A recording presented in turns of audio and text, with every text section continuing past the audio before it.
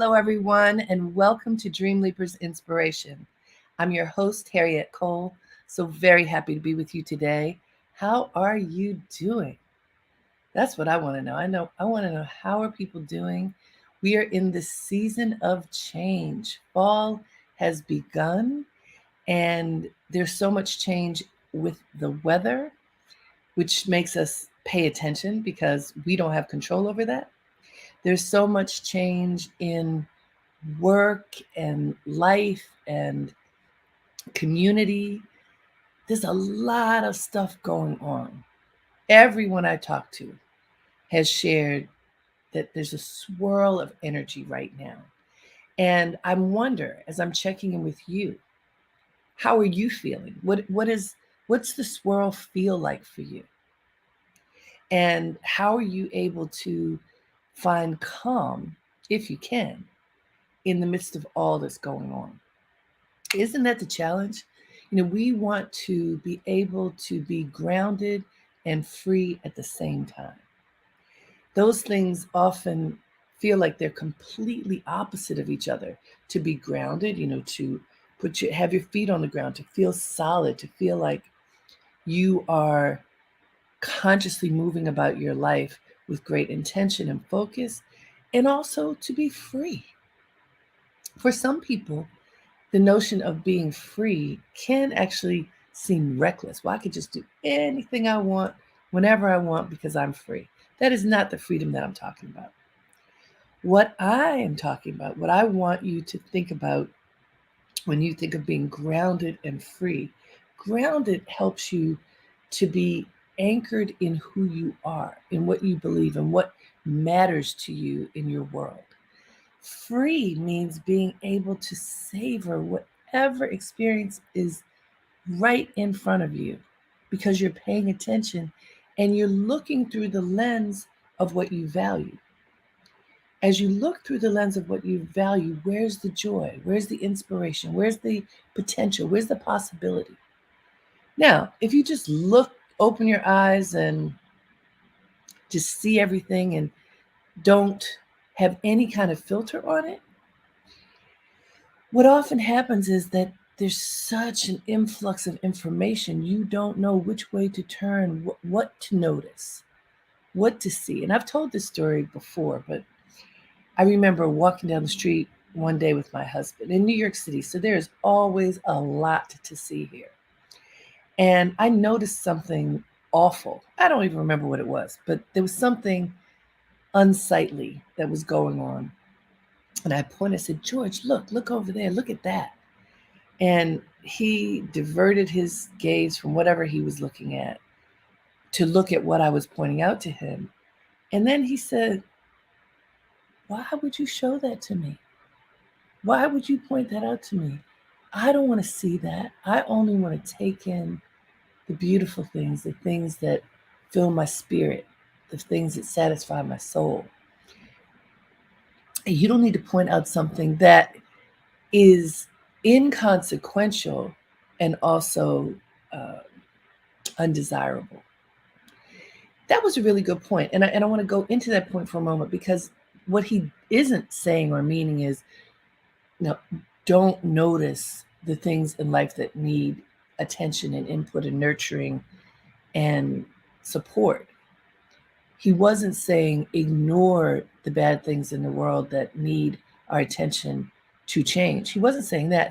I was pointing out something that was unattractive, undesirable.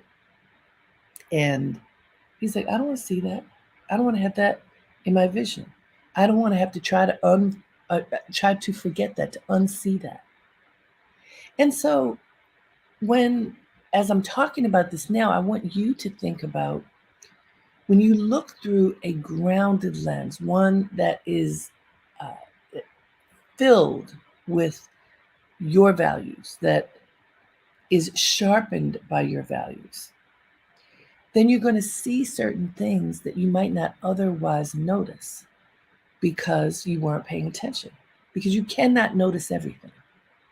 So this weekend, my daughter was in town. I'm thrilled that she came to visit with us and her friends. And we decided to go for a drive because that is what we like to do as a family. And she loves getting in the car and going somewhere. So we went for a drive and went to a beautiful place about an hour and a half north of where we live. So we were able to see the fall colors. We were able to see the beautiful trees as they're turning red and golden, and ultimately will turn brown. But right now they're red and golden. We went to see a really fine art museum with contemporary art and got to explore that and have a lot of fun looking at abstract pieces and imagining what we thought they were. It was wonderful. And what I realized in the moment is that we were doing something that I treasure, which is savoring the moment. We were being in that moment all the way, like on the drive up, enjoying the conversation, enjoying looking out the window at all the sights that we could see, including the magnificence of nature. When we got into the town, into the museum, we just were able to explore, and there weren't too many people. So it felt very intimate. And then we had a fantastic meal. And throughout this time, we were being present. We were enjoying whatever came in each moment. There was peace, there was happiness, there was delight. There was not frustration, irritation, agitation, impatience, none of that. It wasn't there. That wasn't even part of the day. Instead, the day was filled with savoring each moment, appreciating that we were together in the moment, and just allowing ourselves to be. I loved it so much that I wanted to share this idea with you of savoring the moment. How often do we make the mistake of being so focused on what's next that we don't even see what's in front of us? Probably all of us have done that at some point. This summer, I was at a lovely outdoor party at the home of good friends of ours out on the beach, and it was the end of summer. So this was one of the last parties that any of us would be attending in that environment because it really is a summer community. And I saw a man who I was having, nice light conversation with. And I said, "So how are you?" And everyone was having big smiles. We were happy. It was a beautiful, warm day, not too warm, but really nice. And he said, "I'm happy, but I'm sad." So I said, "Well, what are you sad about?" He said, "It's almost over. Summer's almost over, and I'm just sad for it to end." And I said, "Well, are you happy right now? Because I want you to know this was such an incredible day. Like but there were probably 60 or 70 people. It was outside, so you felt safe. People were hugging. They hadn't seen each other in a long time, or maybe they had. And maybe it was, "Oh, this is my last embrace with you in this place by the end of the summer." But the joy was palpable. And this man was feeling sad. And it was so curious to me. So I said, "Well, are you happy right now?" He said, "Yes, I am happy right now." I said, "Well, isn't that enough? Can't you just be happy right now and then enjoy this moment? Savor this moment. Make sure that you make eye contact with all the people that you care about who are here. Meet somebody you haven't met before. Just take in the day, take in a deep breath and then feel the day. Be grateful for where you are." I was so grateful to be in that place in that moment. It was a spectacular moment. And he looked at me and he said, "Well, that's a good idea. I could do that." And I was happy that I was struck with that thought when he told me he was happy and sad. Claim the happy, claim the joy, savor the moment. Why put yourself in a position that is somewhere down the line where you think you're not going to be happy, where the loss of the environment may be so distressing for you that whatever joy you might have in the next moment, you're going to feel you don't because you're not in the same place. That thing that people do to think through things perhaps too much, to compare this moment to that, to evaluate whatever may lie ahead compared to where you are with sadness and remorse is unnecessary. I promise you. Worrying about something that hasn't happened yet, worrying about a loss that hasn't occurred yet, is using your brain and your heart against your good potential, against whatever it is that you think would be good that would happen for you. This is not the way. Don't do that.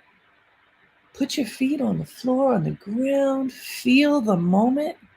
Open your eyes looking through the lens of your own values, and then decide to savor whatever good is before you, whatever it is.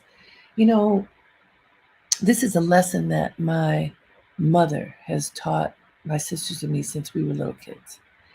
And we were, well, I'll say over the past month and a half, I have gone home just about every weekend to be with my mother. First was because she was quite ill. And then she rallied to come to family events, and she was bright and sunny and grateful and happy. But even in the most tender moments, one of those when I was sitting with her in the hospital, and she was not feeling well. She was in the hospital because she didn't feel well. And we were just talking and having a wonderful reverie, remembering times when I was young and she was taking care of me in very particular ways. I was remembering how she made it possible for me to go to Howard University, and my daughter, who just started college, how I felt it was my responsibility. My husband and me, yes, but in this case, I really felt it was my responsibility to make sure that whatever she needed, that I had to figure out how to make it happen, because that's what my mother did. And I was reminding her of this story. And it was so sweet to remember that even in this moment when she was super fragile and we didn't know what the next moment would bring, because we don't know, but she was quite ill, so we really didn't know. What we did was savor the moment. We talked about connections between things that had occurred with us in the past and what was happening in the present right now in our family. We extracted joy in a moment that otherwise could have been very tense and filled with worry and fear. And it was not. We decided to savor a moment that crossed generations. And I just want to point out how powerful that can be. It's about where you choose to cast your gaze. Are you going to cast your gaze looking at something that worries you? Are you going to lament the state that you're in and do a why me? Are you going to point your finger and point out all the bad things that you see? Are you going to point your finger and blame someone else for the state that you're in? There's so much finger pointing that goes on in our world. When we don't feel good, when we're uncomfortable, when we aren't certain about what's next and we feel contracted, we often point our finger. We often point our finger and say, somebody else is responsible for the moment that I'm in. And I'm mad as you know what with that other person, that other entity. Well, you've heard me say before, when you find yourself pointing your finger, wrestle that finger around as hard as it might be and point it at yourself. And ask yourself, what is my role in this moment? How did I get here? What did I do? How am I responsible for getting to this place? Not whose fault is it, but how am I responsible and how can I get out of it? How can I move beyond the moment that we're in? Somehow, when you own the moment for yourself, you are able to be more grounded and free. That's how we started this engagement today, talking about being grounded and free at the same time. When you own the moment that you're in, this happened. I'm here because of all of these things. And some of them may be great, some of them may be not so great. But whatever they are, I'm here because I made choices, I had thoughts, I said words, I put myself in this moment. Whatever this moment is, what can I savor from it? Where is the good in this moment? Can I find it? Can I access it? So why don't we do a little accessing of this moment right now? We'll do a little mini meditation now. So please, everybody, put your feet flat on the floor, hopefully with shoes off if you can. Really ground your feet into the floor as if you are touching them on earth. Push your feet down with the balls of your feet, the heels. Push them down. Get solid footing and sit up straight. Elongate your spine. You can put your thumb and forefingers together and put them on your knees. And just breathe.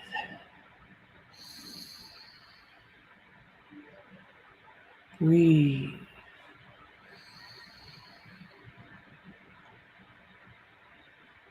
Breathe. Allow yourself to deepen your breath just a bit so that you feel the air, the oxygen moving in and out of your body. Not just on the surface, but deeply into your lungs. Fill your lungs with air. And then exhale slowly. Breathe fully. And as you're breathing into your being, allowing yourself to be fully present just for a few minutes. Stop thinking about the clock. Stop thinking about what you have to do in a few minutes. Just be here in this moment now. Breathe.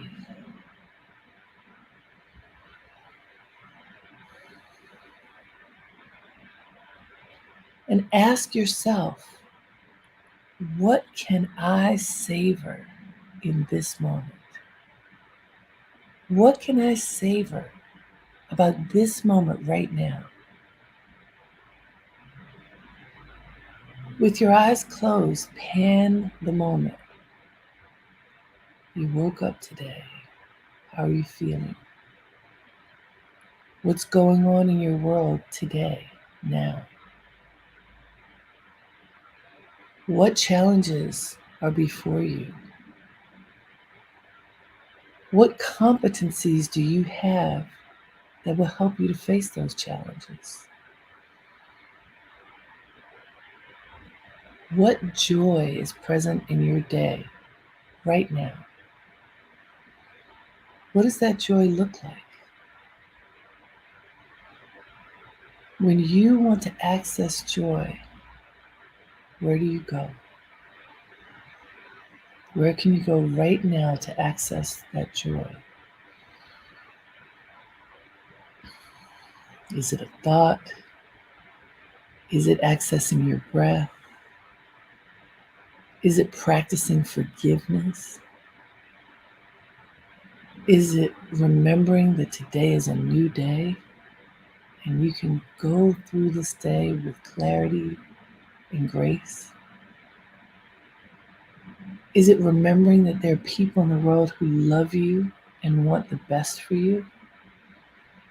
How can you savor this moment right now? Let's say something really uncomfortable is happening right this minute. How do you savor the moment in the midst of discomfort?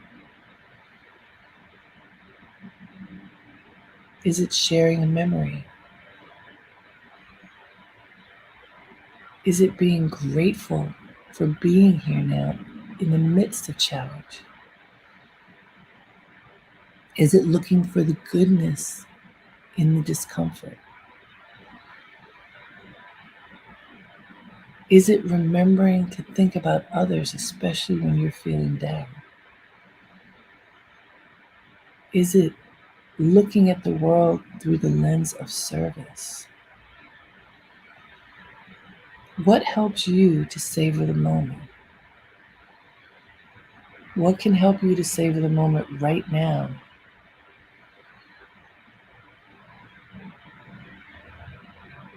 Ask yourself, how can I savor this moment right now? And listen, what is the voice inside telling you?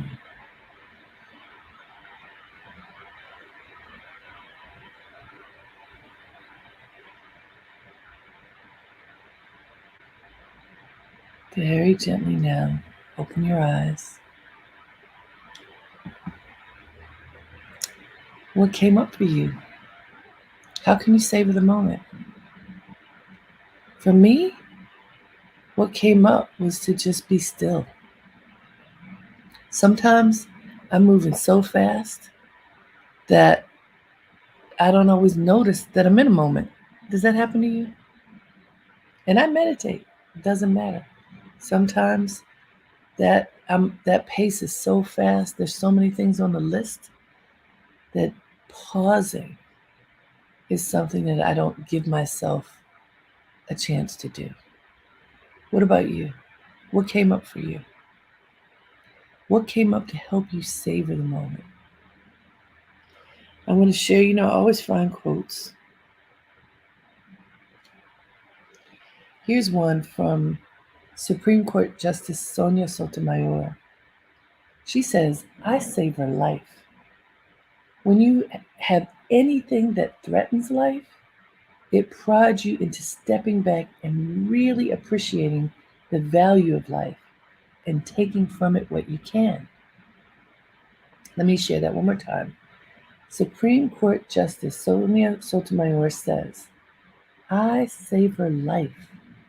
When you have anything that threatens life, it prods you into stepping back and really appreciating the value of life and taking from it what you can. I've heard people say that when they have faced death, when they've been very ill and almost died but survived, that it has given them a new lease on life. I'm sure you've heard that saying. And for some people, it means writing their steps, choosing to do things differently, and being consistent about it. For some other people, when there's loss, when someone you love deeply passes away or moves away and is gone, and the pain is deep, what do? Do you hold on to the pain, or do you make the decision to heal in that moment, to allow yourself to grieve, to allow yourself to experience all the feelings, and then to move forward, to not hold on, to savor life? That's what Sonia Sotomayor said. I savor life. When you have anything that threatens life, It prods you into stepping back and really appreciating the value of life and taking from it what you can. That's like what my mother was saying in this moment, right now. No matter what's happening, you can savor something. You can savor the greatness of that moment. You can savor the potential for the future. You can have hopes and dreams. Absolutely. You can have hopes and dreams, and you can savor what is right there in that second. I read an entry from a woman who recently passed away, but a friend of hers posted it, and she was talking about death. She had um, some kind of terminal cancer. And she said, "Don't mourn me. I lived a great life, and everybody dies, all of us. So it was my time. But all of the wonderful things that I experienced.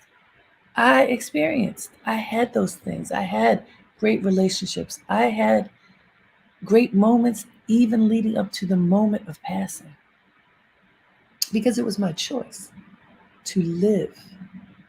And so I share with all of you, no matter what is going on in your life, and I mean that, and I'm not taking anything that may be happening to you and your loved ones lightly. I am not.